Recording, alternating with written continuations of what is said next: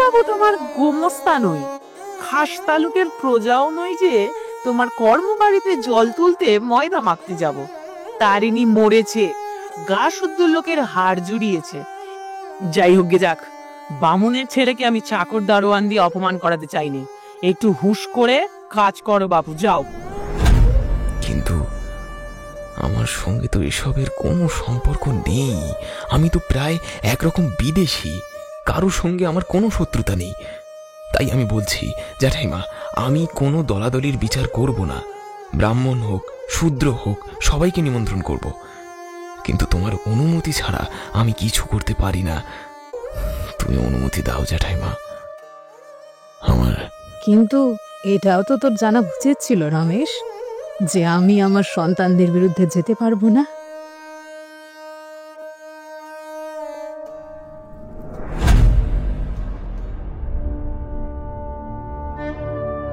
শরৎচন্দ্র চট্টোপাধ্যায়ের পল্লী সমাজ, প্রথম পর্ব।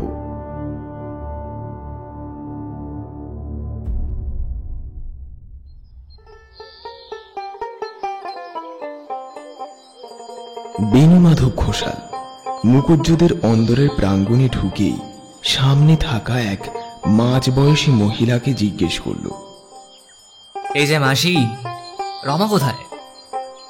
মাসি তখন পুজো করছিলেন। ইশারায় রান্নাঘরের দিকে দেখিয়ে দিলেন। বেণী রান্নাঘরের দরজার কাছে দাঁড়িয়ে বলল, তাহলে রমা ঠিক কি করবি ভেবেছিস? জ্বলন্ত উনুন থেকে হাঁড়িটা নামিয়ে রেখে রমা মুখ তুলে তাকিয়ে বলল, কিসের কথা বলছো দাদা? শ্রাদ্ধের কথা রে বোন। রমেশ তো কালই চলে এসেছে। দেখলাম বাপের শ্রাদ্ধটা বেশ আয়োজন করেই করতে চাইছে। যাবি না নাকি? আমি যাব তারিণী ঘোষালের বাড়ি? জানি দিদি, আর যাই হোক তোরা কেউই ও বাড়িতে পা দিস না। তবে শুনেছি নাকি নিজেই সব বাড়ি গিয়ে বলবে নিমন্ত্রণের কথা। ওর মাথায় যা পশ্চাৎ বুদ্ধি, বাপের চেয়েও বড়। যদি আসে তখন কি বলবি? আমি কিছুই বলবো না, বাইরে দারোয়ানকে বললেই হবে। পূজারত মাসির কানে এই কথাগুলো পৌঁছাতেই তিনি পূজার জিনিসপত্র রেখে উঠে এলেন। রমার কথা শেষ হওয়ার আগেই যেন উত্তপ্ত খইয়ের মতো ফেটে পড়ে বললেন, বলি দারোয়ান কেন? হ্যাঁ, আমি বলবো? ওই নচ্ছরটাকে এমন করে তাড়াবো যে জন্মে আর মুকুজ্জ বাড়িতে পা রাখতে সাহস করবে না। তারিণী ঘোষালের ছেলে নেমন্তন্ন করতে আসবে আমার বাড়িতে? আমি কিছুই ভুলিনি বেণী মাধব। তারিণী এক সময় নিজের ছেলের সঙ্গে আমার রমার বিয়ে দিতে চেয়েছিল, তখনও আমার যতীন জন্মায়নি। ভাবছিল যদু মুকুজ্জের সব সম্পত্তি নিজের কবজায় আনবে, বুঝলি বেণী? তা যখন হলো না, তখন ভৈরব আচার্যকে দিয়ে কি সব টোটকা টুকটাক করে আমার মেয়ের কপালে আগুন লাগিয়ে দিল। যা 6 মাসের মধ্যেই নোয়ার সিঁদুর মুছে গেল। ছোট জাত হয়ে এখন আবার যত মুকুজ্জের মেয়েকে বিয়ে করতে চায়। ওর মরণটাও যেমন আগুনের আঁচটুকু পেল না ছোট জাতের মুখে। এই কথা বলে মাসি যেন ক্লান্ত হয়ে হাঁপাতে লাগলেন।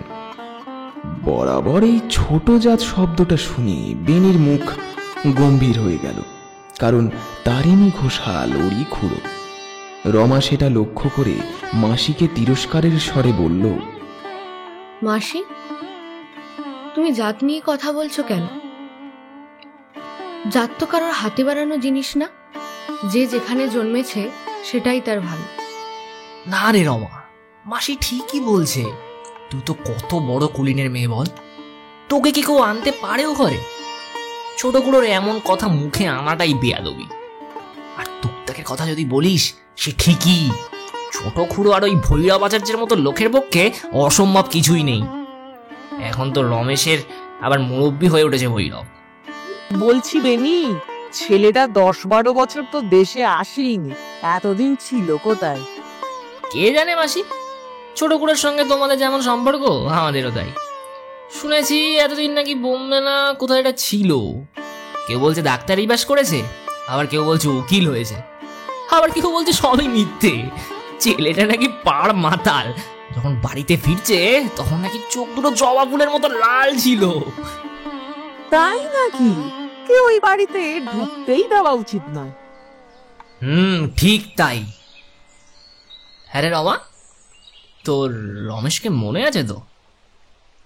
নিজের অতীতের কথা উঠতেই রমা একটু লজ্জা পেল, মৃদু হেসে বলল, মনে আছে বই কি।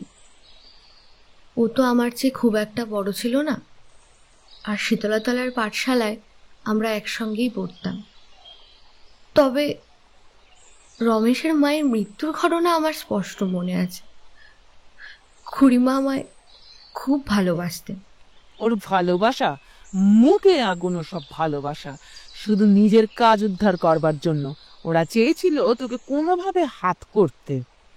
তা তো ঠিক মাসি, এই ছোট খুড়িমার যে। সেই পুরনো কথা আর টানতে হবে না মাসি। রমেশের বাবার সঙ্গে যতই তার মনোমালিন্য থাক, রমেশের মা সম্পর্কে তার মনে যেন একটু চাপা কষ্ট ছিল।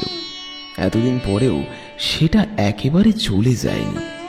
বেনি সেটা বুঝে সঙ্গে সঙ্গে সায় দিয়ে বলল, তা ঠিক। ছোট করি সত্যিই ভালো মানুষের মেয়ে ছিলেন। মা তো আজও তার কথা উঠলে চোখের জল ফেলেন। এইভাবে কথা ঘুরে অন্যদিকে চলে যাচ্ছে দেখে বেনি তাড়াতাড়ি প্রসঙ্গ পাল্টে ফেলল, বলল, তবে এই কথাই রইল দিদি, আর কোনো মত বদল হবে না তো? বড়দা, বাবা বলতেন আগুনের শেষ ঋণের শেষ আর শত্রুর শেষ রাখতে নেই। তারিণী ঘোষাল জীবিত অবস্থায় আমাদের অনেক কষ্ট দিয়েছে। আমি সবকিছু মনে রেখেছি, আর যতদিন বাঁচবো ভুলবো না। রমেশ তো সেই শত্রুর ছেলে, আর তাছাড়া আমার যাওয়া সম্ভব না বড়দা। বাবা আমাদের দুই ভাই বোনকে সম্পত্তি ভাগ করে দিয়ে গেলেও সবকিছু সামলে রাখার দায়িত্ব আমার উপর। শুধু আমি না, যারা আমাদের ঘনিষ্ঠ তাদেরও ওদের কাছে যেতে দেব না। তুমি এমন কিছু করতে পারো না যে কোনো ব্রাহ্মণই যেন ওদের বাড়িতে না যায়? আরে সেই চেষ্টাই তো করছি বোন, তুই শুধু আমার পাশে থাক, তাহলে আমি আর ভয় পাই না। আর যদি রমেশকে কুয়াপুর থেকে না তাড়াতে পারি, তাহলে আমার নামও বেনি ঘোষাল নয়। তারপরে পড়ে রইলাম আমি আর ওই ভৈরব আচার্য।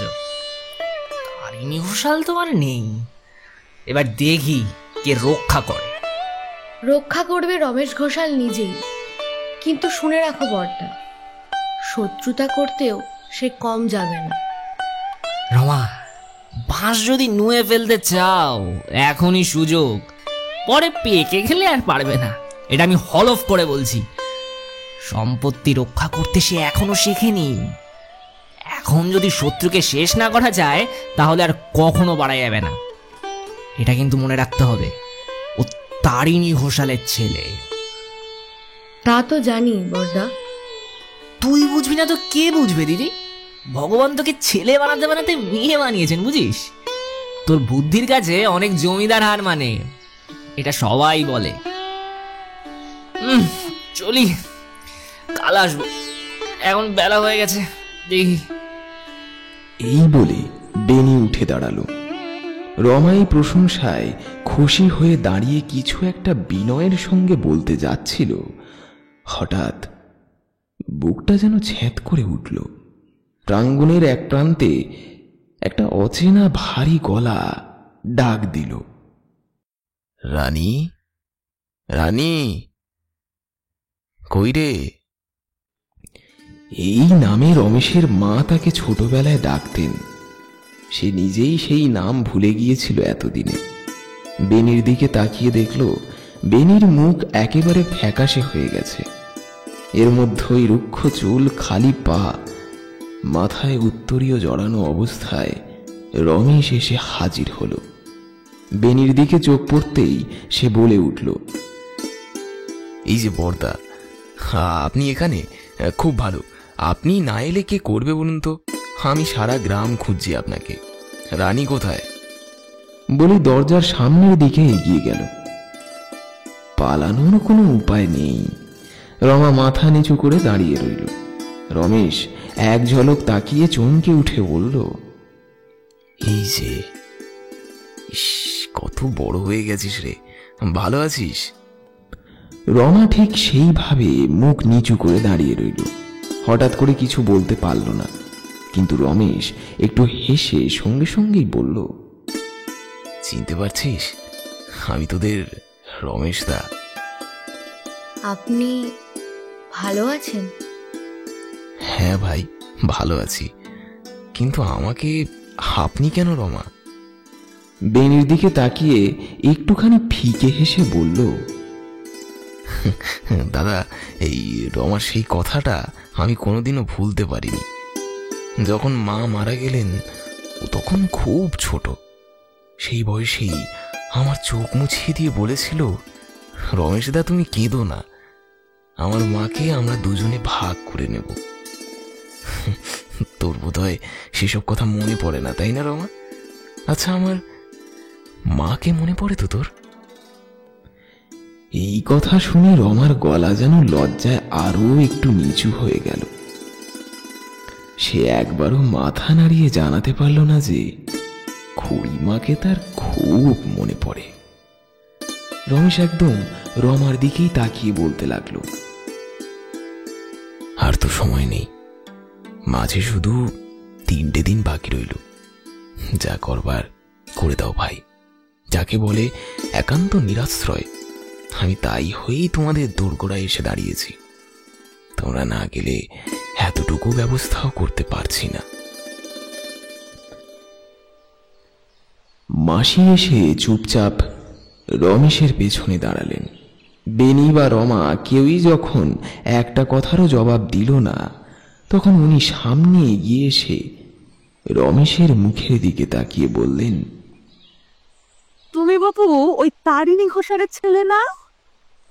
রমেশ এই মাসিকে আগে কখনো দেখেনি, কারণ গ্রাম ছেড়ে চলে যাওয়ার পরেই এই মাসি রমার মায়ের অসুখের সময় মুকুজ্জে বাড়িতে এসেছিলেন। তারপর থেকে আর বের হননি। রমেশ একটু অবাক হয়েই তার দিকে তাকিয়ে রইল।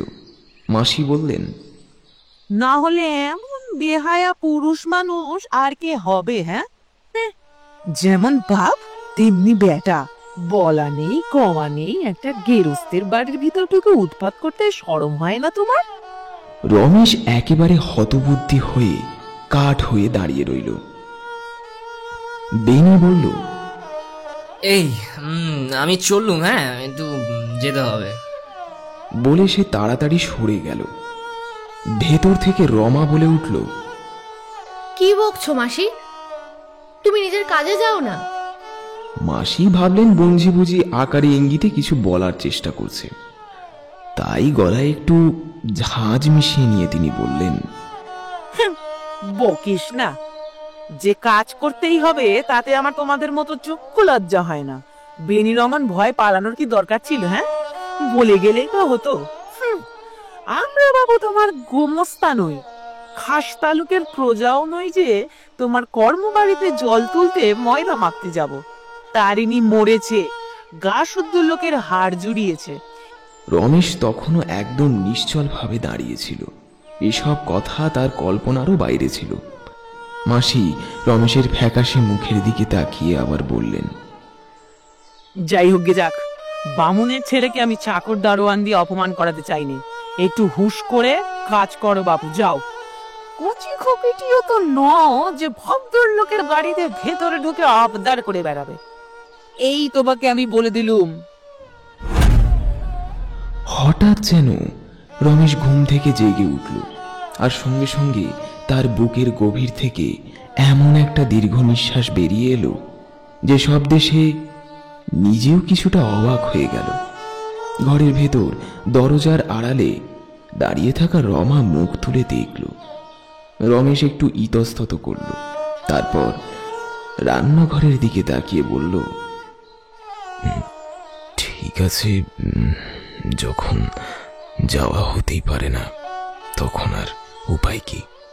কিন্তু আমি তো এত কথা জানতাম না, না জেনেই উপদ্রব করে গেলাম, সেজন্য আমাকে মাফ করো রানী। বলেই সে ধীরে ধীরে চলে গেল।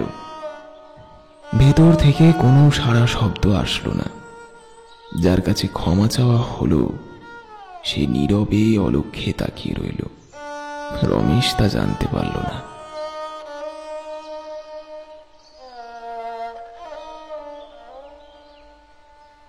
ঠিক তখনই বেনি আবার ফিরে এলো। সে পালায়নি, বাইরে লুকিয়ে দাঁড়িয়েছিল। মাসির চোখের দিকে তাকাতেই ওর মুখে আনন্দ আর হাসি ছড়িয়ে পড়ল। এগিয়ে এসে বলল, হ্যাঁ, যা শোনালে বটে মাসি, আমার তো সাধ্যই ছিল না অমন করে বলা। এ কি চাকর দারোয়ানের কাজ নাকি রমা? আমি আড়ালে দাঁড়িয়ে দেখলাম কি না, ছোড়ার মুখখানা যেন আষাঢ়ের মেঘের মতো করে বার হয়ে গেল। এই তো বেশ ছিল।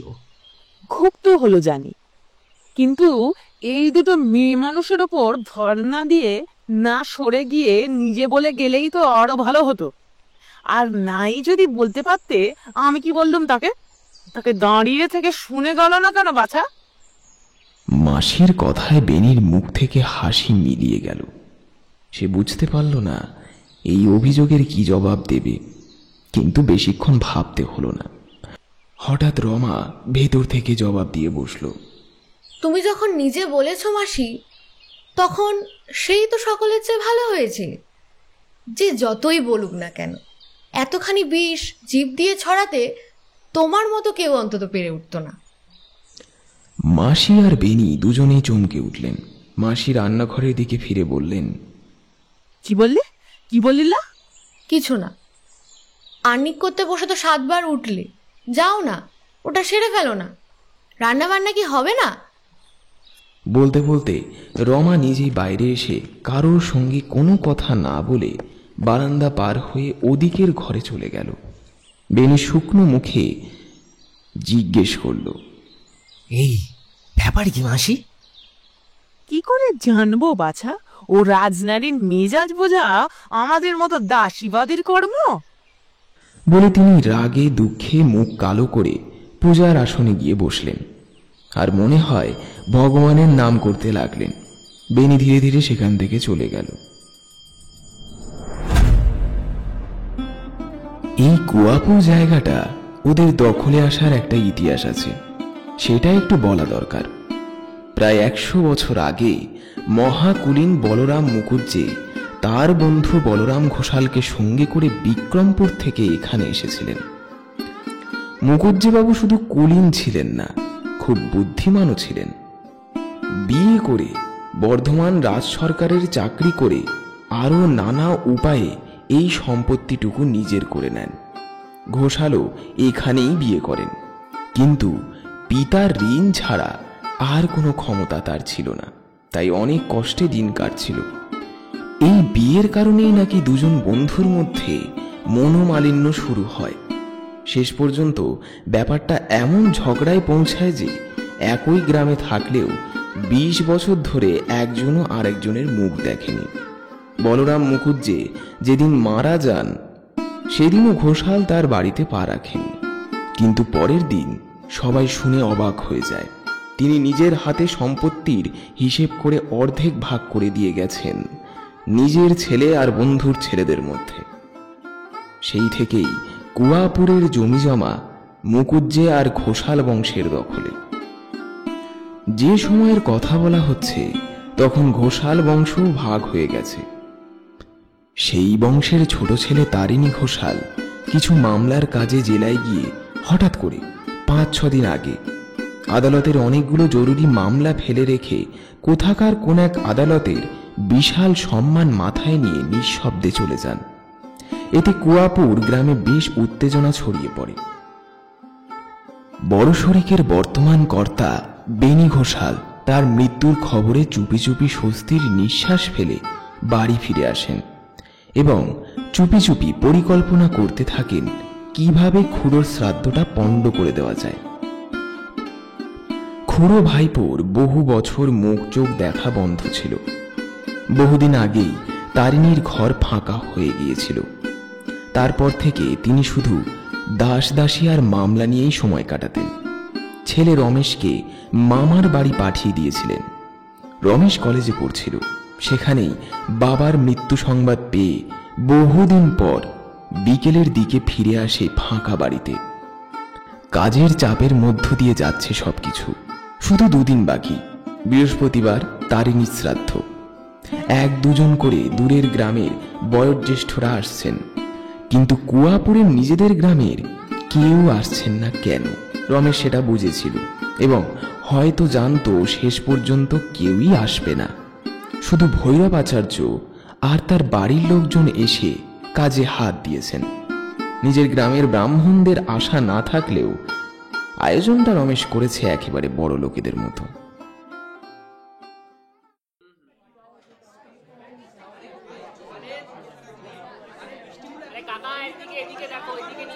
আজ অনেকক্ষণ রমেশ বাড়ির ভেতরেই ব্যস্ত ছিল। হঠাৎ বাইরে এসে দেখে ইতিমধ্যেই 2 বয়স্ক ভদ্রলোক এসে বৈঠকখানায় বিছানায় বসে ধোঁয়া ছাড়ছেন। সামনে এগিয়ে কিছু বলতে যাবে এমন সময় পেছন থেকে শব্দ পেয়ে ঘুরে দেখে এক অতি বৃদ্ধ মানুষ কাশতে কাশতে 5-6টা ছেলে মেয়ে নিয়ে বাড়িতে ঢুকছেন। তার কাঁধে মলিন উত্তরীয়, নাকের ওপর বিশাল চশমা, পেছনে দড়ি দিয়ে বাঁধা ছিল সেটা। সাদা চুল, সাদা গোঁফ আর তামাকের ধোঁয়ায় মুখ তামাটে। সামনে এগিয়ে এসে সেই চশমার আড়াল থেকে রমেশের মুখের দিকে তাকিয়ে কিছু না বলেই হঠাৎ কেঁদে ফেললেন।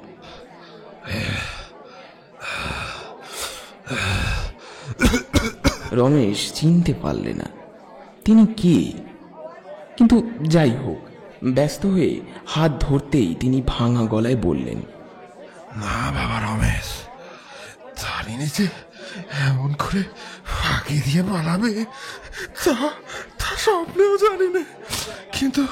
কিন্তু আমারও এমন চাটুর্য বংশের জন্ম নয় যে কারো ভয়ে মিথ্যা কথা বলে বেরোবো। আসবার সময় তোমার বেনি ঘোষালের মুখের সামনে বলে এলুম, আমাদের রমেশ যেমন শ্রাদ্ধের আয়োজন করছে না, এই অঞ্চলে কেউ চোখেও দেখেনি বলে দিলুম। আমার নামে অনেক সালা অনেক রকম কথা লাগিয়ে যাবে বাবা তোমার কাছে, কিন্তু এটা নিশ্চয়ই জেনে রেখো, এই ধর্মদাস শুধু ধর্মেরই দাস, আর কারো দাস নয়। এই বলে বৃদ্ধ সব গাম্ভীর্য ঝেড়ে গোবিন্দ গাঙ্গুলির হাত থেকে হুঁকোটা ছিনিয়ে নিয়ে এক টান দিয়ে প্রবল বেগে কাশতে থাকেন।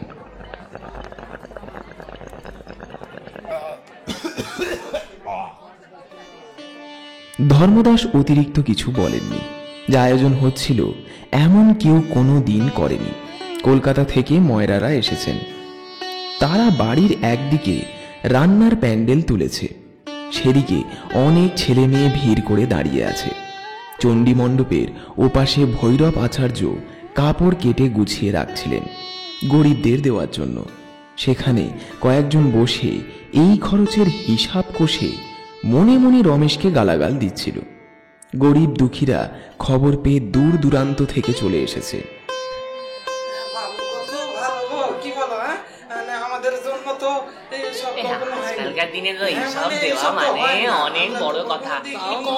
বাড়ির লোকজনে ভরে উঠেছে। কেউ ঝগড়া করছে, কেউ বা অকারণে কোলাহল করছে। চারিদিকে তাকিয়ে ব্যয়ের বহর দেখে ধর্মদাসের কাশি আরও বেড়ে গেল।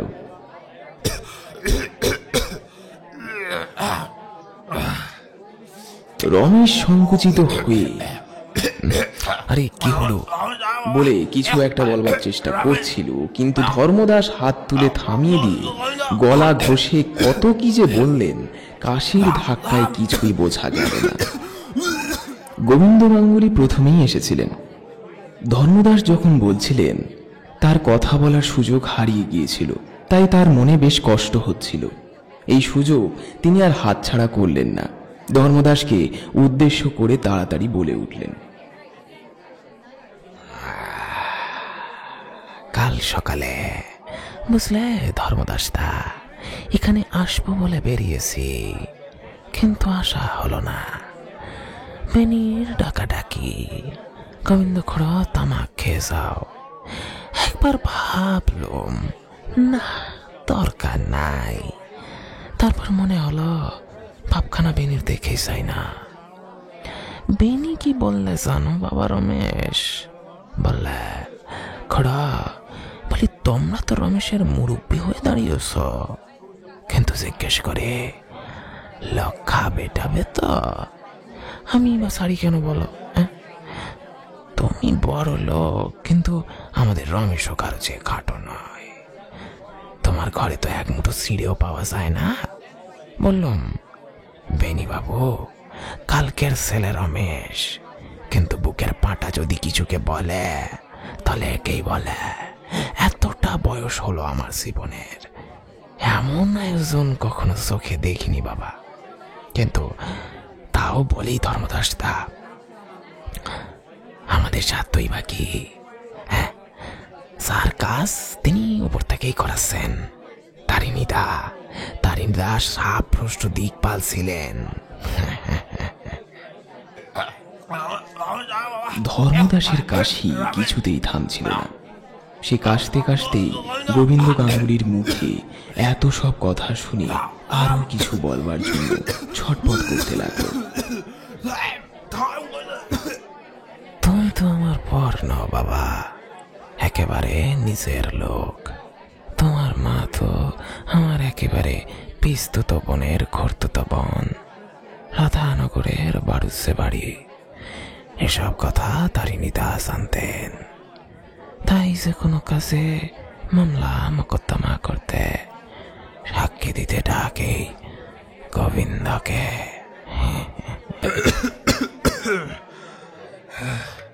কেন বাজে বকিস গোবিন্দ?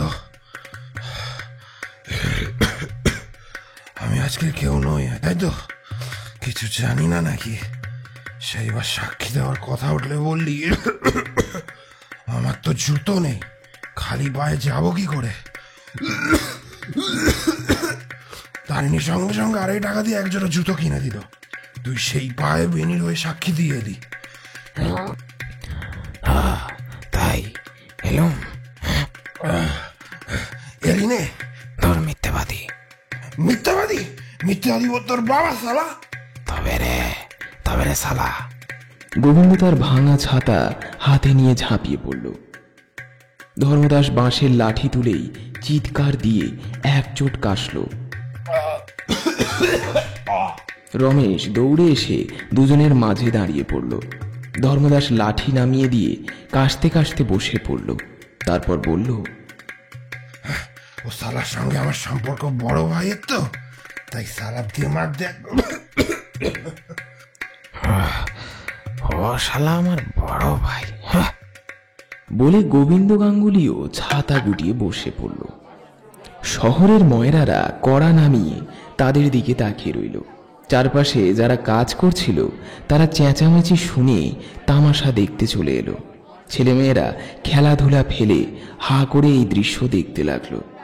আর এইসব লোকের সামনে রমেশ লজ্জায় বিস্ময়ে হতবাক হয়ে চুপচাপ দাঁড়িয়ে রইল। তার মুখ থেকে একটাও কথা বেরোলো না। এটা কি? দুজনেই তো বয়স্ক, সম্মানিত ব্রাহ্মণ ঘরের লোক, এত সামান্য কারণে এমন ব্যবহার?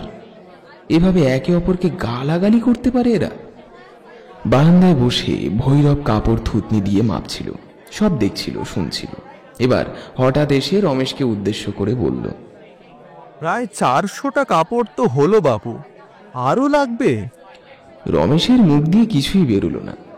ভৈরব তার অবাক ভাব দেখে হেসে বলল, ছি গাঙ্গুলি মশাই, হে বাবু তো একেবারে থ হয়ে গেছেন। হে আপনি কিছু মনে করবেন না বাবু, এমন ঢের হয়। বড় বাড়িতে এই কাজকর্মের মধ্যে অনেক খেলাঢেলি হয়, এমনকি রক্তারক্তিও হয়, আবার পরে সব ঠিক হয়ে যায়। চলুন চাটুর্যে মশাই, দেখুন তো আর থান কাটবো কি না।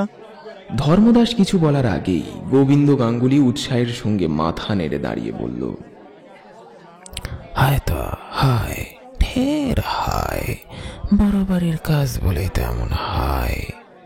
এসব না হলে বিয়ে শাদী কি আর জমে?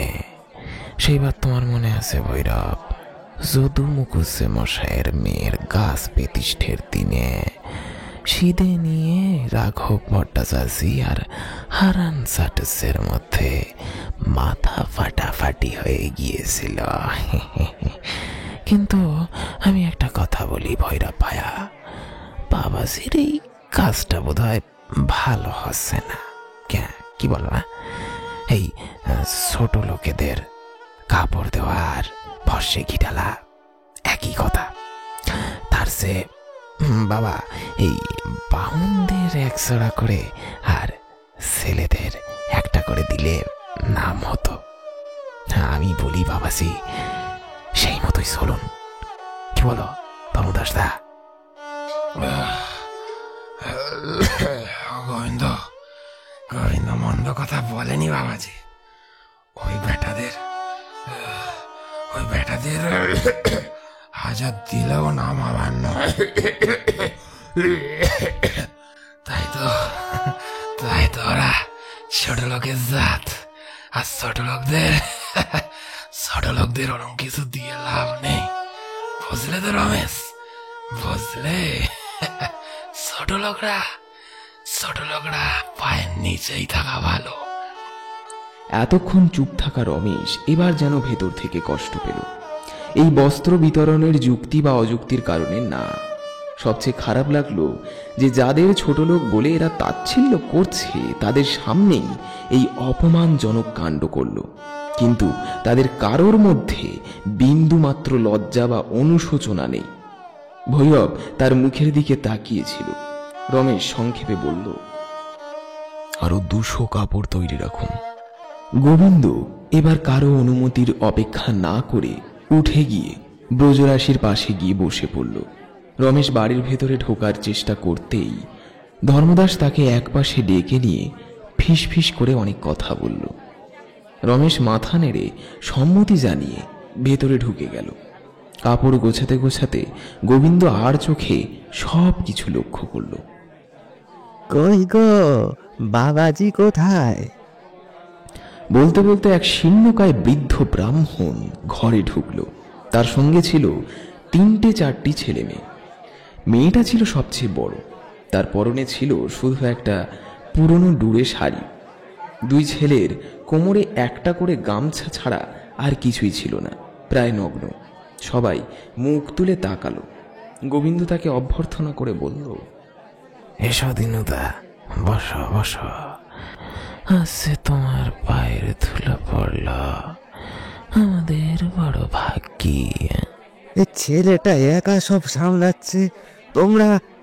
এই কথা বলার সময় ধর্মদাস গোবিন্দের দিকে কড়া চোখে তাকালো। গোবিন্দ তা পাত্তা না দিয়ে বলল, তোমরা তো কেউ এদিকটায় আসতেই চাও না দাদা। আরে আমি তো ছিলাম না ভাই, তোমার বউটা আনতে গিয়েছিলাম তার বাপের বাড়ি। তা বাবাজি কোথায়? শুনেছি বড় সড়ো আয়োজন হচ্ছে নাকি। পথে আস্তে আস্তে শুনলাম খাইয়ে দাইয়ে ছেলে বুড়োর হাতে 16টা করে লুচি আর 4টে করে সন্দেশ দেওয়া হবে। তাছাড়া নাকি 1টা করে কাপড়ও দেওয়া হবে। এই যে রমেশ বাবাজি, আমি দিনুকে সেটাই বলছিলাম। তোমাদের 5 জনের বাপ মায়ের আশীর্বাদে যা কিছু প্রয়োজন কোনোভাবে জোগাড় করা গেছে, কিন্তু বেনি একেবারে উঠে পড়ে লেগে গেছে। আমার কাছেই 2বার লোক পাঠিয়েছে। আমার কথা নয় বাদি দিলাম, রমেশের সঙ্গে তো আমার আত্মার টান। কিন্তু এই যে দিনুদা, ধর্মদাসদা, এরা কি তোমাকে ফেলতে পারবেন? দিনুদা তো পথে শুনেই ছুটে এসেছেন। ওরে এই ষষ্ঠীচরণ, এই তামাকটা দে তোরে বাবা। বাবা রমেশ, একটা কথা বলি। ভেতরে বুঝি ধর্মদাসকে নিয়ে এসেছেন? সাবধান বাবা, সাবধান। ও ভুলটি করো না। ওই ভিটে বামুন যতই ফুসলাক, ধর্মদাস কিন্নির হাতে ভাড়ারে চাবি দিও না, কিছুতেই না বাবা গো। ঘি, ময়দা, তেল সব অর্ধেক সরিয়ে ফেলবে। হ্যাঁ, কি ভাবছ আমি গিয়ে তোমার মামিকে ডেকে পাঠাবো? সে ভাড়ারের দায়িত্ব নিয়ে নেবে। তোমার এক কানা করিয়ে লোকসান হবে না বাবা।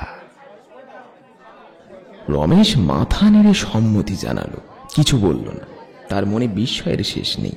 ধর্মদাস যে তার স্ত্রীকে ভাঁড়ারের দায়িত্ব নিতে বলবে সেটা এত গোপনে বলেছিল, আর গোবিন্দ ঠিক ধরে ফেলল, এটা কি করে সম্ভব?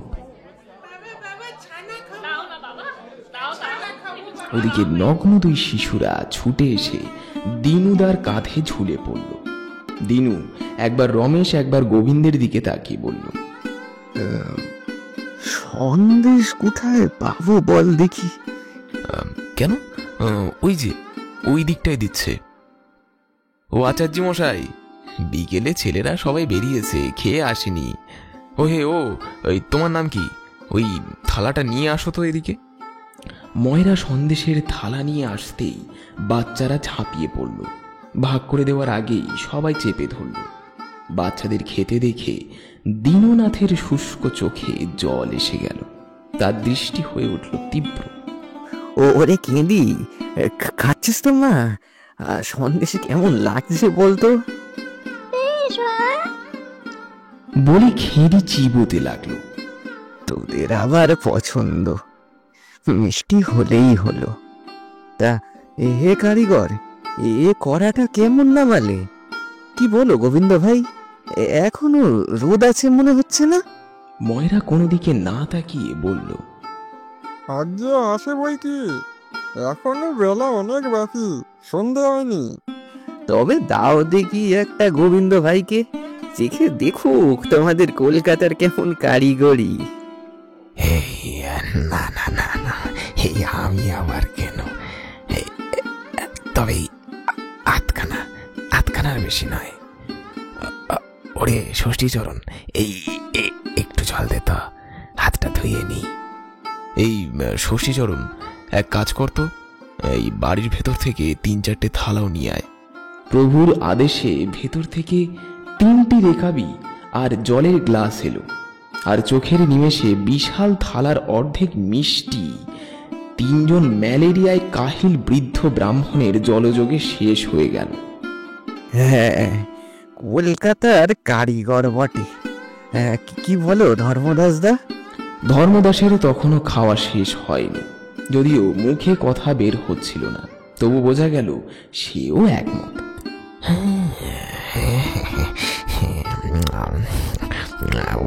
হাঁচি বটে বলে গোবিন্দ শেষে হাত ধুতে যেতেই ময়রা নম্রভাবে অনুরোধ করল, যদি কষ্ট করে খেয়ে ফেললেন ঠাকুর মশাই, তবে তবে মিহিদানাটাকে একটু চেখে দেখুন। মিহিদানা কই, আনো দেখি বাপু। মিহিদানা এলো। এতগুলো সন্দেশের পরেও নতুন এই মিষ্টির সদ্ব্যবহার দেখে রমেশ চুপচাপ তাকিয়ে রইল। দীননাথ মেয়ের দিকে হাত বাড়িয়ে বলল, ওরে খেঁদি, এই নে তো মা, দুটো মিহিদানা ধর। খেতে পারবো না বাবা। পারবি, একদম জল খেয়ে গলা ভিজিয়ে নে, মুখ তো আর মেরে যায়নি। না পারলে আঁচল একটা গিঁট বেঁধে রাখ, কাল সকালে খাস। হ্যাঁ বাপু, খাওয়ালে তো ঠিকই, যেন অমৃত। তা বেশ হয়েছে। মিষ্টি বুঝি 2 রকম করেছো বাবাজি? রমেশ কিছু বলবার আগেই ময়রা উৎসাহ নিয়ে বলল, আগে না, রসগোল্লা, ক্ষীরমোহন। হ্যাঁ, ক্ষীরমোহনও করেছো? কই, সেটা তো বার করলে না বাপু? বিস্মিত মুখে রমেশের দিকে তাকিয়ে দীননাথ বলল, আসলে খেয়েছিলাম সেই রাধানগরে বসেদের বাড়িতে, আজও যেন সেই স্বাদ মুখে লেগে আছে। আহা, বললে হয়তো বিশ্বাস করবে না বাবাজি, আমি কিন্তু আবার ক্ষীরমোহন খেতে খুব ভালোবাসি। রমেশ একটু হেসে ঘাড় নাড়ালো। কথাটা বিশ্বাস করা তার জন্য খুব একটা কঠিন হলো না। রাখাল হয়তো কোথাও যাচ্ছিল। রমেশ তাকে ডেকে বলল, ভেতরে সম্ভবত আচার্য মশাই আছেন। রাখাল, যা তো, একটু গিয়ে বল কিছু ক্ষীরমোহন হয় কিনা।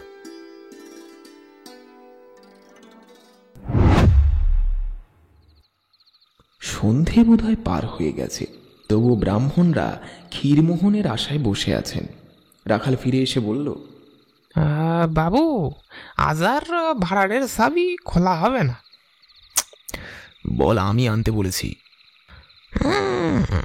দেখলে তিনুদা, ভৈরবের বুদ্ধি মায়ের থেকে মাসির দরদ যেন বেশি। এই জন্যই আমি বলি। আচার্য মশাই কি করবেন? ও বাড়ি থেকে গিন্নিমা এসে ভাড়ার বন্ধ করে দিয়েছেন যে। ধর্মদাস আর গোবিন্দ দুজনেই চমকে উঠল। কি বড় গিন্নি? রমেশ বিস্ময়ে জিজ্ঞেস করল।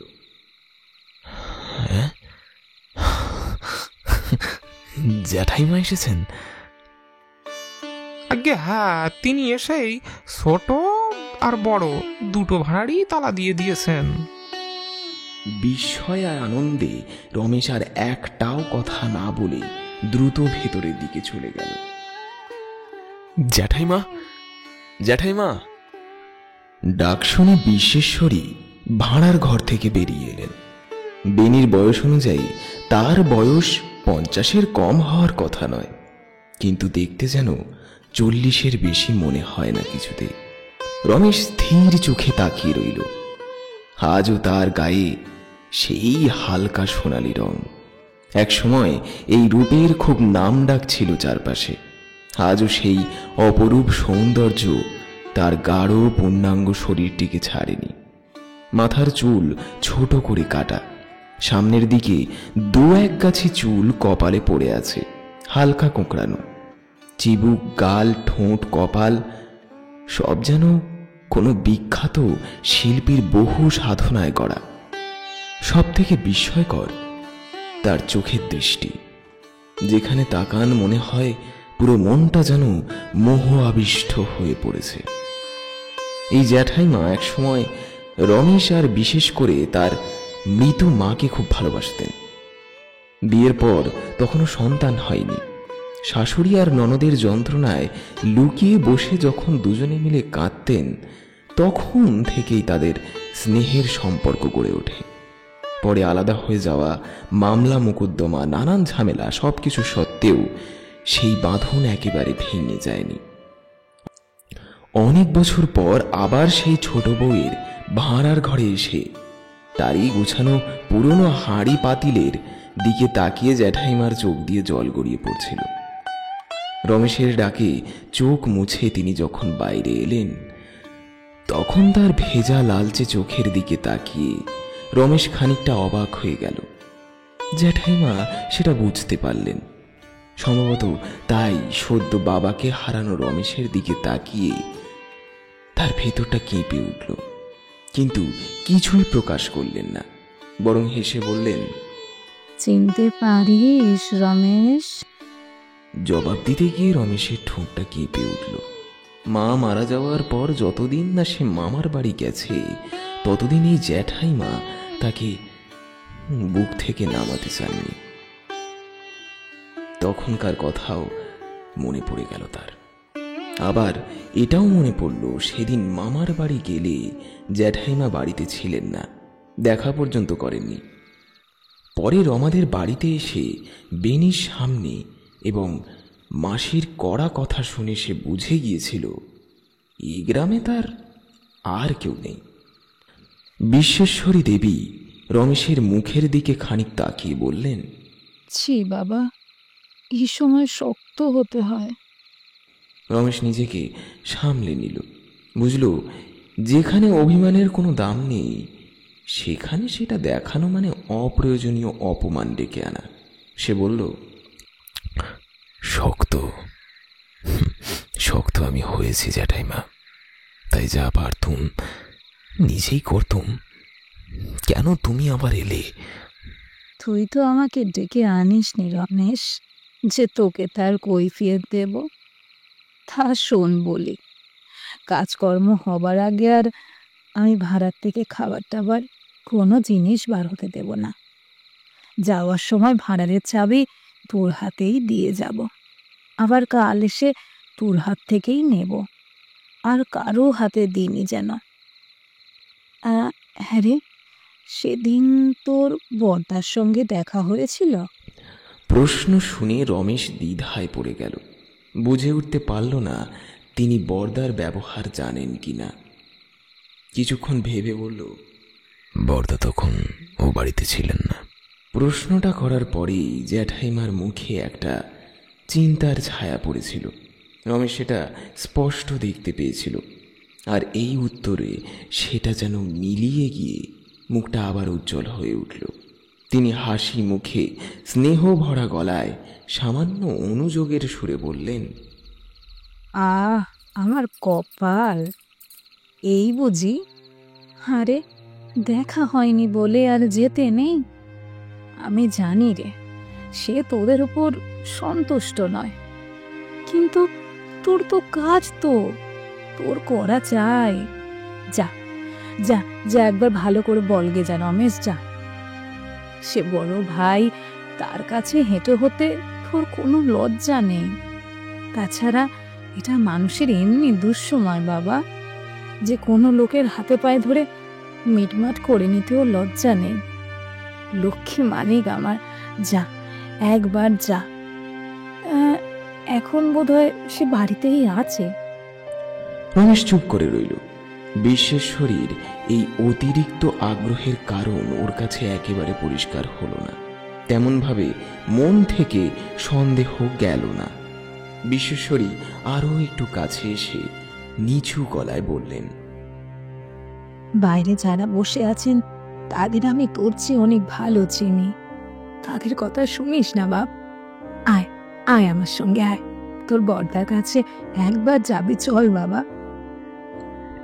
না জ্যাঠাইমা, না না, সেটা হবে না। আর যারা যারা ওই বাইরে বসে আছেন তারা যেমনই হন, আপনার চেয়ে তারা আমার কাছে অনেক। ও আরো কিছু বলতে যাচ্ছিল, কিন্তু হঠাৎ জ্যাঠাইমার মুখের দিকে তাকিয়ে অবাক হয়ে চুপ করে গেল। মনে হলো হঠাৎ যেন চারিপাশের সন্ধ্যার থেকেও বেশি মলিন হয়ে গেছে ওনার মুখ। একটু পরে একটা দীর্ঘশ্বাস ফেলে তিনি বললেন, তবে তাই, যখন তার কাছে যাওয়া হতেই পারবে না, তখন সে নিয়ে আর কথা বলে কি হবে? যাই হোক, তুই কিছু ভাবিস না বাবা, কিছুই আটকাবে না। আমি আবার খুব ভোরেই আসব। এই বলে বিশ্বেশ্বরী ওর দাসীকে ডেকে নিয়ে খিড়কির দরজা দিয়ে ধীরে ধীরে বেরিয়ে গেলেন। বেনির সঙ্গে রমেশের ইতিমধ্যেই দেখা হয়ে গেছে এবং কিছু একটা হয়েছে সেটা তিনি বুঝে গেলেন।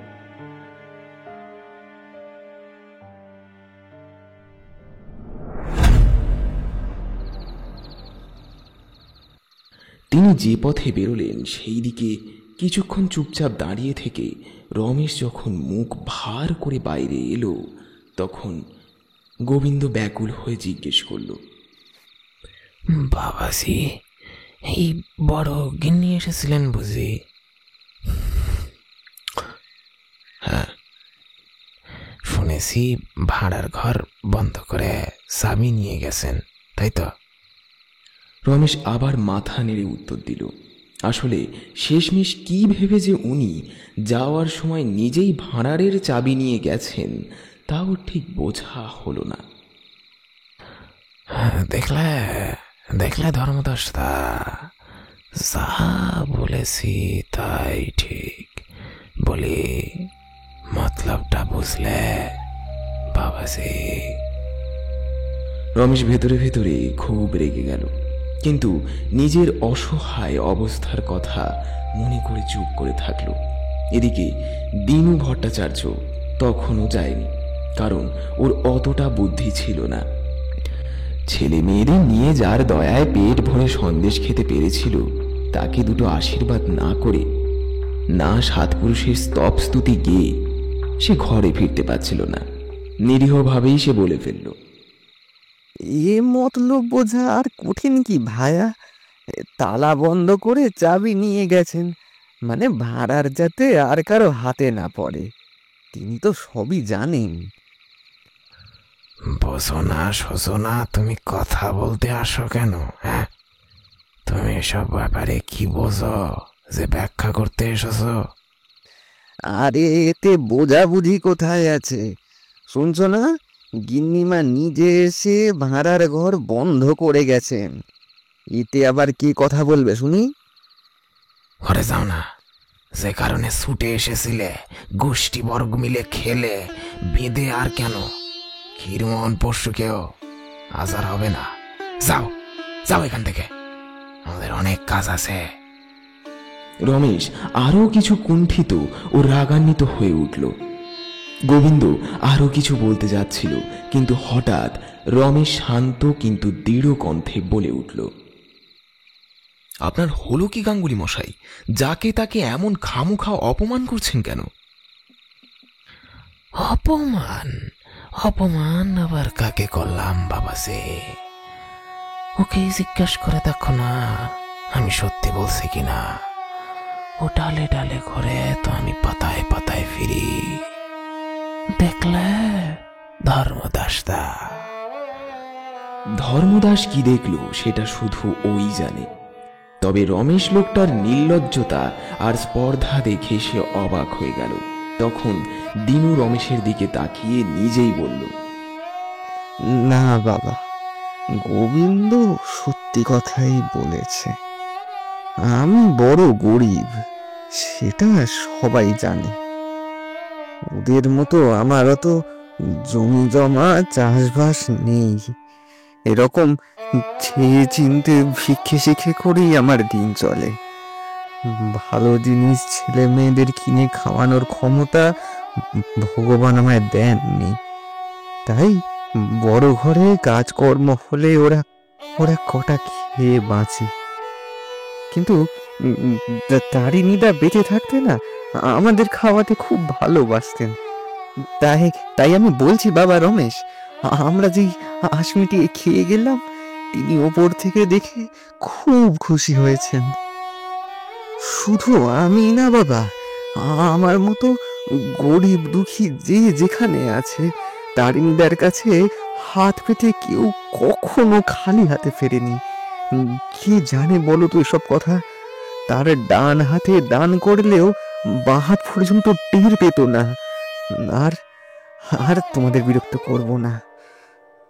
নে মা, খেদি, ওঠ। হরিধন, বাপ, ওঠ, আবার কাল সকালে আসবো। আর কি বলবো বলো বাবা রমেশ? বাপের মতো হও, দীর্ঘজীবী হও। ভট্টাচার্য মশাই, এই 2-3 দিন আমার উপর দয়া রাখবেন। আর বলতে একটু লজ্জা হয়, কিন্তু এ বাড়িতে হরিধনের মায়ের যদি পায়ের ধুলো পড়ে, তাহলে সেটাকে আমি ভাগ্যবান বলেই মনে করব। আমি বড় দুঃখী বাবা রমেশ। আমাকে এমন করে বললে যে লজ্জায় মরে যাই। ছেলে মেয়েদের নিয়ে বৃদ্ধ ধীরে ধীরে চলে গেল। রমেশ ফিরে এসে একটু আগে গোবিন্দকে যা বলেছিল তা মনে করে কিছু বলতে যাচ্ছিল, কিন্তু গোবিন্দ তাকে থামিয়ে উদ্দীপ্ত হয়ে বলল,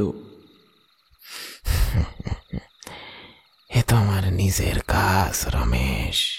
তুমি না ডাকলেও নিজে সেই সব করতাম। এই দেখো, তাই তো এসেছি। ধর্মদাসদা আর আমরা 2 ভাই তো তোমার ডাকের অপেক্ষা করিনি বাবা। বলি শোনো রমেশ, আমরা বেনি ঘোষাল নই, আমাদের জন্মের ঠিক আছে। গোবিন্দের কুৎসিত কথা শুনে রমেশ চমকে উঠল, কিন্তু রেগে গেল না। এত অল্প সময়ে সে বুঝে গিয়েছিল এরা শিক্ষার অভাব আর অভ্যাসের দোষে এমন সব নিচু কথা অনায়াসেই বলতে পারে। বিশ্বেশ্বরীর স্নেহপূর্ণ অনুরোধ আর তার ব্যথিত মুখটা মনে করে রমেশের ভেতরে একটা কষ্ট হচ্ছিল। সবাই বেরিয়ে গেলে সে বরদার কাছে যাওয়ার জন্য তৈরি হলো।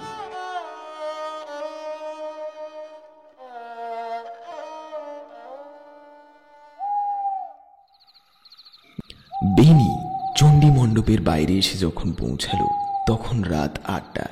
ভেতরে কিছু একটা তর্ক বা ঝামেলা চলছে। গোবিন্দ গাঙ্গুলির গলার আওয়াজ সবচেয়ে বেশি।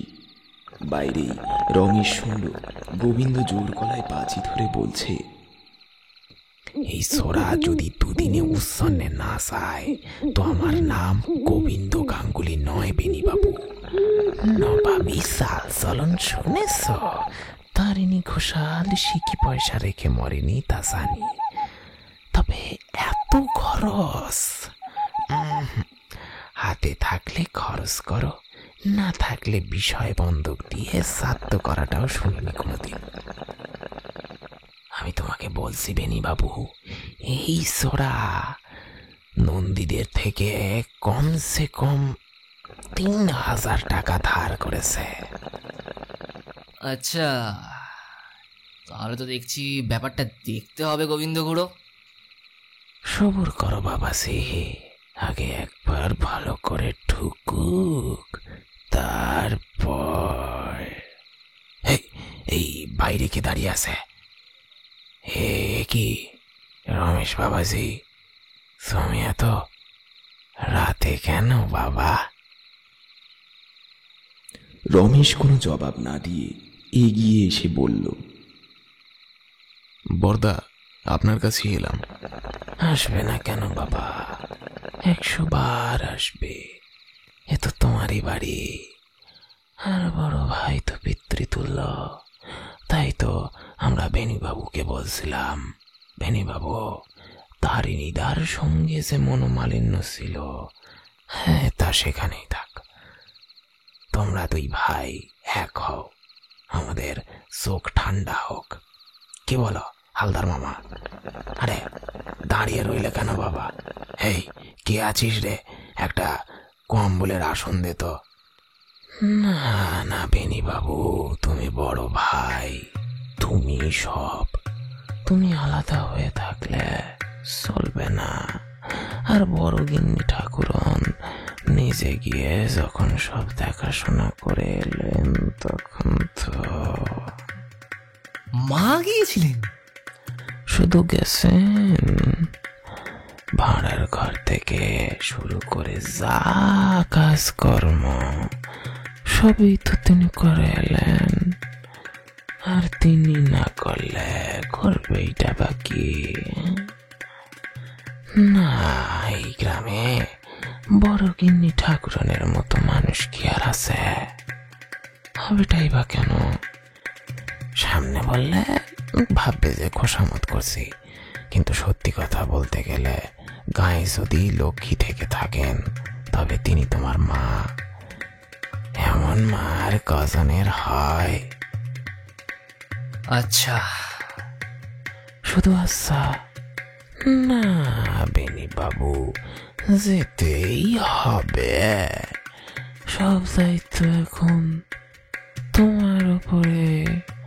আচ্ছা, এই সবাই যখন একসাথে আছেন, নেমন্তন্নটা কেমন হবে একটা লিস্টি করে ফেলিন না কেন? কি বলো রমেশ বাবাজি? ঠিক না হালদার মামা? আর এই ধর্মদাস দা চুপ করে আছো কেন? কার কার নাম রাখতে হবে, কাকে বাদ দিতে হবে, সব তো তোমার জানা।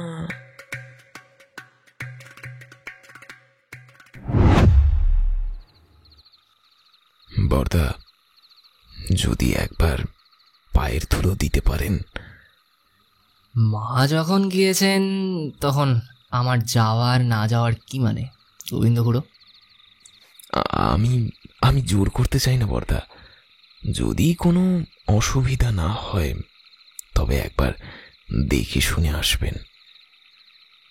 বেনি চুপ করে রইল। গোবিন্দ কিছু একটা বলবার চেষ্টা করতেই রমেশ উঠে চলে গেল। তখন গোবিন্দ বাইরে তাকিয়ে ফিস ফিস করে বলল, দেখলে বেনিবাবু, কথার ভঙ্গি দেখলেন? বেনি যেন অন্য কিছু ভাবছিল, কিছু বলল না। পথে হেঁটে যেতে যেতে গোবিন্দের কথাগুলো মনে পড়তেই রমেশের সমস্ত মনটা ঘেন্নায় ভরে উঠল। সে মাঝপথ থেকে ফিরে এসে সেই রাতেই আবার বেনি ঘোষালের বাড়ির ভেতরে ঢুকে পড়ল। চণ্ডী মণ্ডপে তখন জোর তর্ক বিতর্ক চলছে।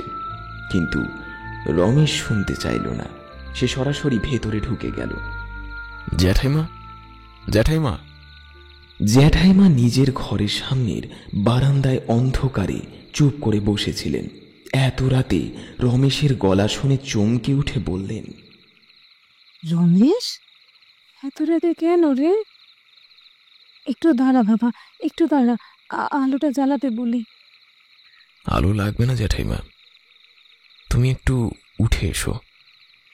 এত রাতে এসেছো কেন? নিমন্ত্রণ তো এখনো করা হয়নি, তাই তোমাকেই জিজ্ঞেস করতে এলাম। তবেই তো মুশকিলে ফেললি বাবা। এরা কি বলে জানিস?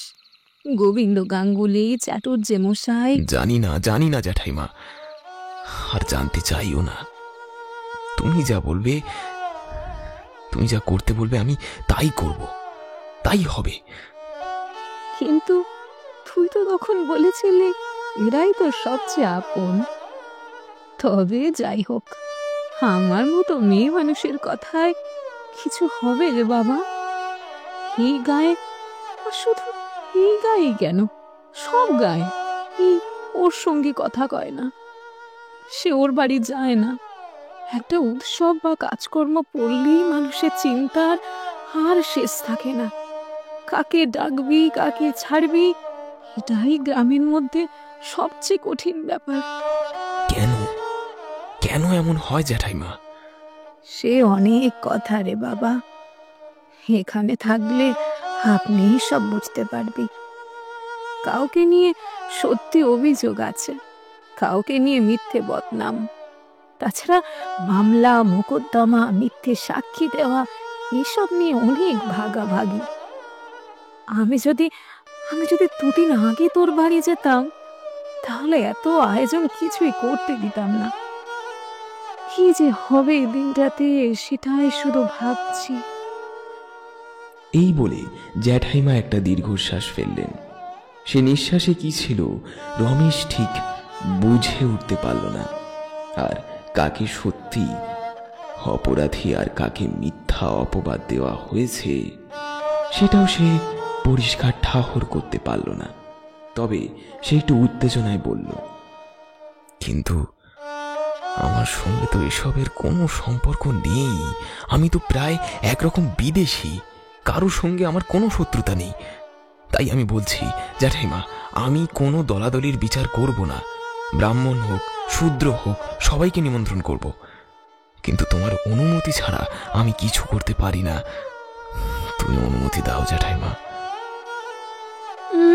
এইরকম স্পষ্ট হুকুম তো দিতে পারিস না রমেশ, এতে খুব ঝামেলা হয়ে যাবে রে। তবে তোর কথাও মিথ্যে নয় একেবারে, সেটাও মানি, কিন্তু বিষয়টা ঠিক সত্যি মিথ্যা না রে বাবা। সমাজ যাকে শাস্তি দিয়ে আলাদা করে রেখেছে, তাকে জোর করে ডাকতে পারা যায় না। সমাজ যেমনই হোক, তাকে মান্যতা দিতেই হয়, নইলে তার ভালোর করার কিংবা খারাপ আটকানোর ক্ষমতা থাকে না। তাহলে গায়ে চলা কঠিন হয়ে পড়ে রমেশ।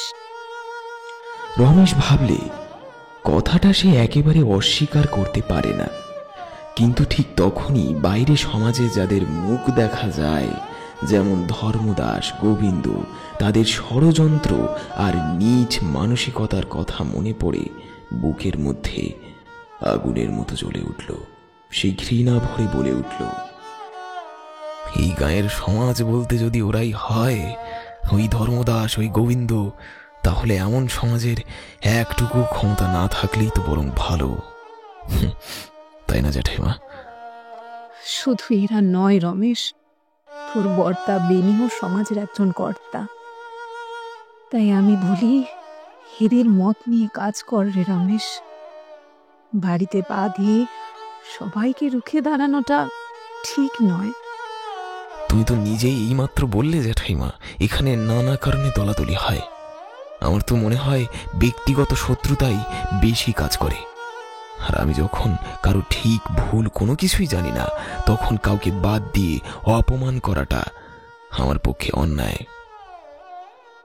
ওরে পাগল, আমি তোর গুরুজন, মায়ের মতো। আমার কথা না শোনাটাও কিন্তু তোর পক্ষে অন্যায়। কি করবো জ্যাঠাইমা, আমি ঠিক করেছি আমি সবাইকে নিমন্ত্রণ করব। তাহলে আমার কাছে হুকুম নিয়ে আসাটাই ছিল একটা ছল। আমি ভেবেছিলাম জ্যাঠাইমা, অন্যায় নয় এমন কোনো কাজ করলে তুমি খুশি হয়ে আমাকে আশীর্বাদ করবে। কিন্তু এটাও তো তোর জানা উচিত ছিল রমেশ, যে আমি আমার সন্তানদের বিরুদ্ধে যেতে পারবো না।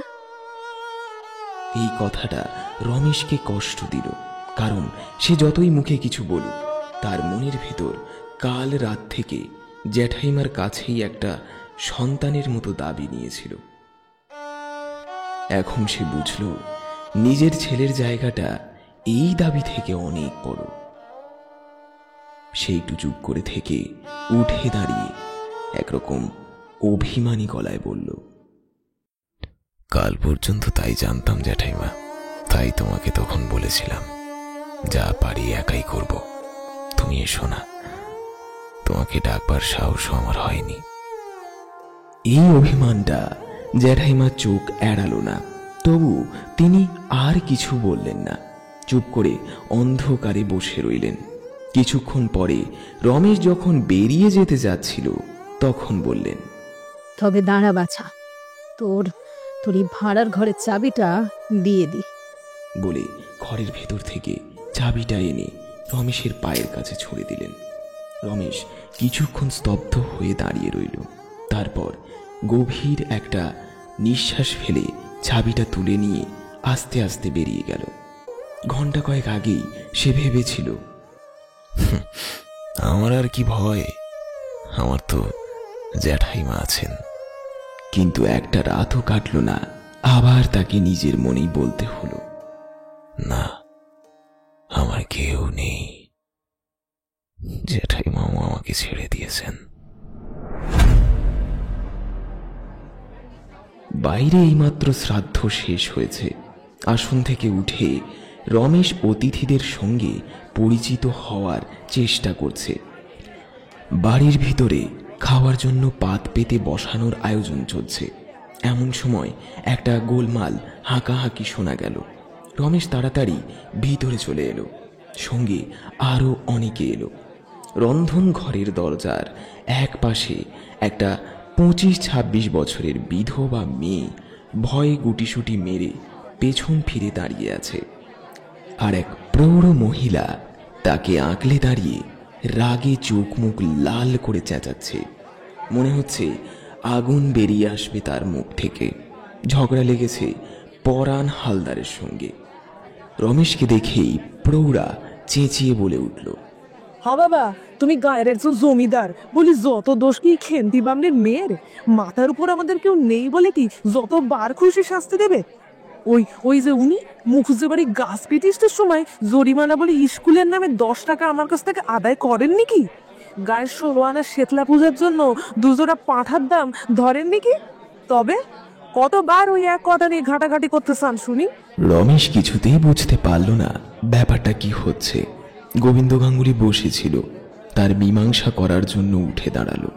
একবার রমেশের দিকে আর একবার প্রৌঢ়ার দিকে তাকিয়ে গম্ভীর গলায় বলল, যদি আমার নামটাই করলে ক্ষান্ত মাসে, তবে সত্যি কথা বলি বাসা, খাতিরে কথা কইবার লোক এই গোবিন্দ গাঙ্গুলি নয়।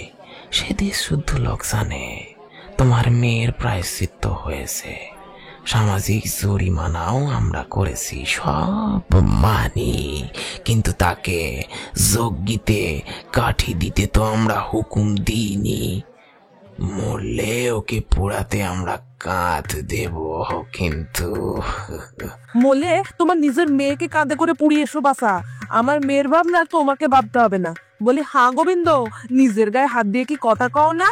তোমার ছোট বাস যে ওই ভাড়ার ঘরে বসে পান সাজছে, সে তো আর বছর মাস দেড়েক ধরে কোন কাশিবাস করে আমার হলদেরোগা সলতেটির মতো হয়ে ফিরে এসছিল শুনি। সে বড় লোকের বড় কথা বুঝি, বেশি ঘাঁটিও না বাপু, আমি সব জারি জুরি ভেঙে দিতে পারি। আমরাও ছেলে মেয়ে পেটে ধরেছি, আমরা চিনতে পারি, আমাদের চোখে ধুলো দেওয়া যায় না। তবে রে, তবে রে হারামজাদি মাগি। মারবি নাকি রে? খেন্তি বামনিকে ঘাটালে ঠক বাস্তা গাঁ উজাড় হয়ে যাবে, তা বলে দিচ্ছি।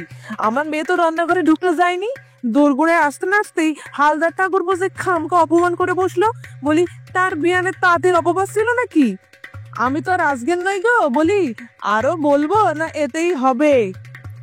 রমেশ কাঠ হয়ে দাঁড়িয়ে রইল। ভৈরবাচার্য তাড়াতাড়ি গিয়ে ক্ষান্তর হাতটা প্রায় ধরেই অনুরোধের গলায় বলল, এতেই হবে মাসি, আর কাজ নেই। নে সুকুমারী, ওঠ মা, চল বাছা, আমার সঙ্গে ও ঘরে গিয়ে বসবি চল। এদিকে পরাণ হালদার চাদর কাঁধে নিয়ে সোজা উঠে দাঁড়িয়ে বলল, এই পেশাব মাগিদের বাড়ি থেকে একেবারে তাড়িয়ে না দিলে আমি এখান থেকে জলও গ্রহণ করব না বলে দিছি। গোবিন্দ, কালীচরণ, তোমাদের মামাকে যাও তো উঠে এসো বলছি। বেনি ঘোষাল যে তখন বলেছিল মামা যেও না ওখানে, এমন সব খানকির নাতির কাণ্ডখানা জানলে কি আর জাত জন্ম খোয়াতে এ বাড়ির চৌকাট মারাই? কালে উঠে এসো। বারবার ডাকলেও কালীচরণ মাথা নিচু করেই বসে রইল। সে পাটের ব্যবসা করে। বছর চারেক আগে কলকাতার এক নামী খরিদ্দার বন্ধু তার বিধবা ছোট বোনকে নিয়ে চলে গিয়েছিল। এই ঘটনা কারো অজানা ছিল না। হঠাৎ শ্বশুর বাড়ি যাওয়া, সেখান থেকে তীর্থে যাওয়া, এসব কথা বলে ঘটনাটা কিছুদিন চাপা দেওয়া হয়েছিল। এই ইতিহাস আজ এত লোকের সামনে আবার উঠে আসতে পারে এই ভয়ে কালীচরণ মুখ তুলে তাকাতেও পারল না। কিন্তু গোবিন্দের রাগ কিছুতেই কমছে না। সে আবার উঠে দাঁড়িয়ে জোরে বলল, যে যাই বলুক না কেন, এ অঞ্চলে সমাজপতি হলেন বেনি ঘোষাল, পরাণ হালদার আর যদু মুখুজ্জে মশাইয়ের কন্যা। তাদের আমরা তো কেউ ফেলতে পারবো না। রমেশ বাবাজি, সমাজের অমতে এই দুটো মাগিরে কেন বাড়িতে ঢুকতে দিয়েছেন তার জবাব না দিলে আমরা এখানে জলটুকু পর্যন্ত মুখে দেব না, এই বলে রাখলাম। গোবিন্দ গাঙ্গুলি যা বলে তা মঙ্গলের জন্যই বলে। এই গোবিন্দদা একেবারে ঠিক কথাই বলেছেন, একেবারে হক কথা।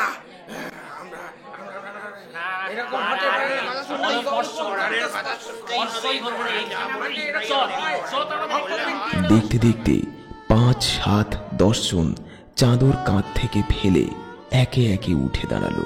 এরা সবাই পাড়া গাঁয়ের লোক, আর সমাজের ব্যাপারে কোথায় কি বলা বা করা সবচেয়ে সুবিধাজনক তা এদের অজানা নয়।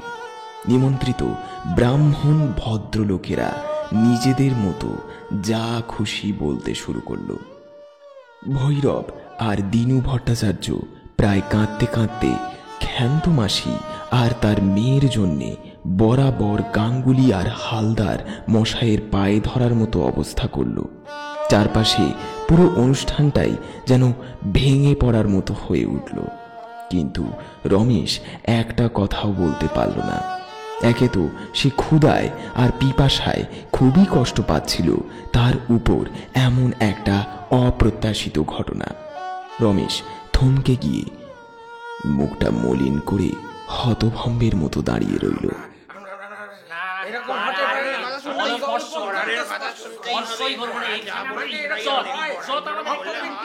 গাঙ্গুলি মশাইকে ভয় দেখাতে মানা করে দে রমেশ। হঠাৎ সেই মুহূর্তে সবার নজর গিয়ে পড়ল বিশ্বেশ্বরীর দিকে।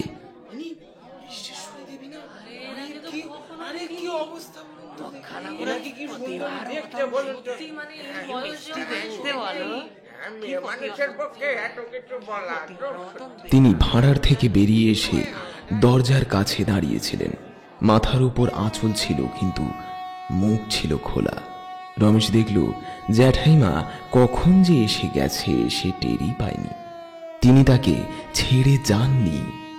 বাইরের লোকেরা বুঝল এই হলেন বিশ্বেশ্বরী, ঘোষাল বাড়ির গিন্নিমা। গ্রামে শহরের মতো কড়া পর্দা নেই, তবে বিশেষরই বড় বাড়ির বউ বলেই হোক কিংবা অন্য কারণে এত বয়স হলেও সাধারণত কারো সামনে বেরোতেন না। তাই সবাই খুব অবাক হলেন। যারা আগে শুধু তার কথা শুনেছিল, চোখে দেখেনি, তারা তার চোখ দুটোর দিকে তাকিয়ে একেবারে মুগ্ধ হয়ে গেল। হয়তো হঠাৎ রাগের চোটেই তিনি বেরিয়ে এসেছেন। সবাই মুখ তুলতেই তিনি থামের পাশে সরে গেলেন, কিন্তু তার কণ্ঠের সেই স্পষ্ট আর দৃঢ় আহ্বান শুনে রমেশের বিহ্বলতা কেটে গেল। সে সামনের দিকে এগিয়ে এলো। জ্যাঠাইমা আড়াল থেকে জোর গলায় বললেন, আর হালদার মশাইকে আমার নাম করে বল যে আমি সবাইকে আদর করে বাড়িতে ডেকে এনেছি। সুকুমারীকে অপমান করবার তার কোনো প্রয়োজন ছিল না। আমার কাজকর্মের বাড়িতে হাঁকাহাঁকি গালিগালাজ করতে আমি নিষেধ করছি। যার অসুবিধে হবে তিনি আর কোথাও গিয়ে বসুন। বড় গিন্নির এই কড়া হুকুম সবাই নিজের কানে শুনল। রমেশকে কিছু বলতেই হলো না, বললেও সে বলতে পারত না। জ্যাঠাইমার এমন সাহসী দায়িত্ব নেওয়া দেখে সে কোনো রকমে চোখের জল চেপে দ্রুত পায়ে একটা ঘরে ঢুকে পড়ল। সঙ্গে সঙ্গেই তার চোখ দিয়ে জলের ধারা বইতে লাগল। সারা দিন সে নিজের কাজে এত ব্যস্ত ছিল যে কে এলো আর কে এলো না তা দেখার সময় সে পায়নি। কিন্তু জ্যাঠাইমা আসতে পারেন এটা সে কল্পনাও করতে পারেনি। যারা দাঁড়িয়েছিল আস্তে আস্তে সবাই আবার বসে পড়ল। শুধু গোবিন্দ গাঙ্গুলি আর পরাণ হালদার থম মেরে দাঁড়িয়ে রইল। ভিড়ের মধ্যে কে একজন অস্পষ্ট গলায় বলে উঠল, আরে বসে পড়ো খুড়ো, 16 আনা লুচি, 4 জোড়া সন্দেশ, কে কোথায় খাইয়ে দাইয়ে সঙ্গে দেয় বাবা, কি বলো? পরাণ হালদার ধীরে ধীরে বেরিয়ে গেল। কিন্তু আশ্চর্য, গোবিন্দ গাঙ্গুলি সত্যিই বসে পড়ল, তবে মুখটা ভার করে রাখল। আর খাওয়ার সময় পাত পাতা হলে তত্ত্বাবধানের অজুহাত দিয়ে সবার সঙ্গে পংক্তি ভোজন করল না। যারা তার এই ব্যবহার দেখল তারা মনে মনে বুঝে গেল গোবিন্দ সহজে ছেড়ে দেওয়ার লোক নয়। এরপর আর কোনো গোলমাল হলো না। ব্রাহ্মণরা যা খেলেন তা চোখে না দেখলে বিশ্বাস করাই কঠিন। আর শেষে খুদি, পটল, ন্যাড়া, বুড়ি এইসব বাড়ির অনুপস্থিত বাচ্চাদের নামে যা যা বাঁধিয়ে নিলেন তাও অল্প নয়। সন্ধ্যার পর কাজকর্ম প্রায় শেষ। রমেশ সদর দরজার বাইরে একটা পেয়ারা গাছের নিচে অন্যমনস্কভাবে দাঁড়িয়েছিল। মনটা তার ভালো ছিল না। সে দেখল দীনু ভট্টাচার্য ছেলে পুলেদের নিয়ে লুচি মন্ডার গরু ভারে প্রায় ভেঙে পড়ার জোগাড়ে অলক্ষ্যে বাইরে বেরিয়ে যাচ্ছে। প্রথমে নজর পড়ে খেদির। সবাই যেন একটু কুঁকড়ে গেল। রমেশ পুরো ঘটনাটাই বুঝে গেল। পালাবার পথ থাকলেও হয়তো সে পালাতো, কিন্তু উপায় ছিল না। তাই সে এগিয়ে গিয়ে হেসে বলল, খেদি, এসব কার জন্য নিয়ে যাচ্ছিস রে? দিনু নিজেই শুকনো গলায় হেসে বলল, পাড়ার ছোট লোকেদের ছেলে পিলেরা আছে তো বাবা, এই এটো কাটাগুলো নিয়ে গেলে ওদের দুটো দিতে পারবো। সে যাই হোক, কেন যে দেশশুদ্ধ লোক ওকে গিন্নি বা বলে ডাকেন আজ বুঝলাম। আচ্ছা ভট্টাচার্য মশাই, আপনি তো এদিককার সব কিছু জানেন, এ গায়ের এত রেশারেশি কেন বলতে পারেন? হায় রে বাবাজি, আমাদের কুয়াপুর তো পড়ে আছে। যে কাণ্ড এই কদিন ধরে খেদির মামার বাড়িতে দেখে এলুম। 20 ঘর বামুন কায়েতের বাস নেই, কিন্তু গ্রামের মধ্যে 4টে দল। অরনাথ বিশ্বাস 2টো বিলিতি আমরা পেরেছিল বলে তার নিজের ভাগ্নেকে জেলে দিয়ে তবে ছাড়লে। সমস্ত গ্রামেই না এই একই রকম হচ্ছে। তাছাড়া মামলায় মামলায় একেবারে শতচ্ছিদ্র। খেদি, হরিধনের হাতটা একবার বদলে নে তো মা। এর কি কোনো প্রতিকার নেই? প্রতিকার আর কি করে হবে বলো বাবা, এই যে ঘোর কলি। তবে একটা কথা বলতে পারি বাবাজি, আমি ভিক্ষে শিক্ষে করতে অনেক জায়গাতেই তো যাই, অনেকে দানও করেন।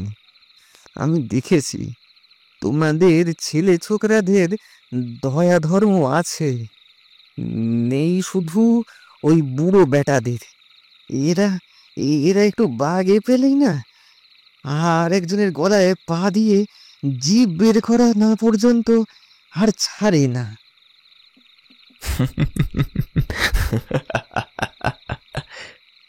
হাসির কথা নয় বাবাজি, একদম সত্যি কথা। আমিও তো বুড়ো হয়েছি, কিন্তু কিন্তু তুমি যে অনেক দূর অন্ধকারে গিয়ে পড়েছো বাবাজি। তা হোক ভট্টাচার্য মশাই, আপনি বলেন। কি আর বলবো বলো তো বাবাজি, পাড়াগা মানে এরকম। এই গোবিন্দ গাঙ্গুলি, ওর কীর্তি করা মুখে আনলেই প্রায়শ্চিত্ত করতে হয়। খ্যান্তি বামনি তো মিথ্যে বলেনি, কিন্তু সবাই ওকে ভয় পায়। জাল কাগজ বানানো, মিথ্যে সাক্ষী সাজানো, মিথ্যে মামলা করা, এসব ওর বাঁ হাতের কাজ। বেনিবাবু তো ওর হাত ধরা, তাই কেউ মুখ খুলতে সাহস করে না, উল্টে ওই সবার মান সম্মান নষ্ট করে বেড়ায়। তবে এই কথা তুমি মনে রেখো বাবা, খ্যান্তি বামনে কিন্তু চুপচাপ থাকবে না। গোবিন্দ গাঙ্গুলি, পরাণ হালদার, দুটো বিশাল ভীম রুলের বাসায় ঢিল ছুঁড়েছে সে। কিন্তু এ কথা বলি, মেয়েটার সাহস আছে, আর থাকবে নাই বা কেন? মুড়ি বেচে খায়, সবার বাড়িতে যাতায়াত আছে, কার ঘরে কি হচ্ছে না হচ্ছে সব জানে। ওকে যদি ঘাঁটা হয় তাহলে কেলেঙ্কারির আর কিছু বাকি থাকবে না, এইটুকুই বলে দিলাম। এখন বলো, অনাচার কোন ঘরে নেই? এই বেনি বাবুকেও তো। থাক, বর্দার কথা আর বলার দরকার নেই। থাক বাবা, আমি গরিব মানুষ, কারো নিন্দে করে আমার লাভ নেই। যদি কেউ বেনিবাবুর কানে তোলে তাহলে তাহলে হয়তো আমার ঘরেই আগুন লেগে যাবে। ভট্টাচার্য মশাই, আপনার বাড়ি কি এখনো অনেক দূর? না বাবা, আর বেশি দূর নয়, এই বাঁধের ধারে একটা কুঁড়ে ঘর। কোনোদিন যদি। আসবো, নিশ্চয়ই আসবো। আবার তো কাল সকালেই দেখা হবে। তবে মাঝে মাঝে পায়ের ধুলো দেবেন ঠাকুর মশাই। দীর্ঘজীবী হও বাবা, বাবার মতো হও। পল্লী সমাজের প্রথম পর্ব এখানেই শেষ। উপন্যাসের পরবর্তী অংশ জানতে পারবেন পল্লী সমাজের পরের পর্বে।